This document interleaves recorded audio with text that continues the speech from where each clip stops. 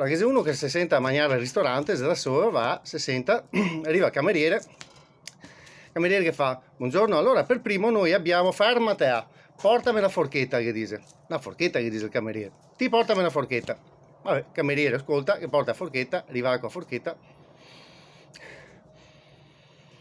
E ora, per primo che avvisi, risotto qui sparasi, e spaghetti con vongole, e pennette a puttanesca, davvero?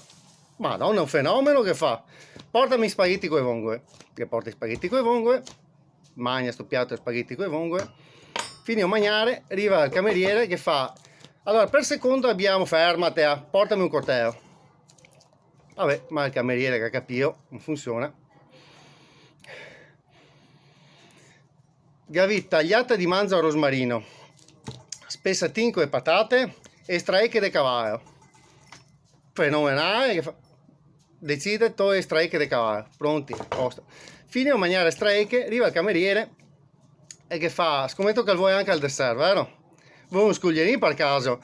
Bravo, portami un scoglierino. Arrivo subito, che fa il cameriere. Il cameriere va in cucina e va da Loredana, che lavora in cucina, e che dice: ascolta Loredana, fammi un piacere, secondo siamo da una vita, tu sto scoglierino qua e passati sotto qua in mezzo, no? Fammi un piacere. Madonna, ma cosa mi fai?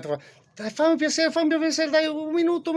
Vabbè, a Loredana si passa scoglierino, cameriere va fuori che porta il tipo che si senta e dice: ecco qua. E ora il tipo tu scoglierino.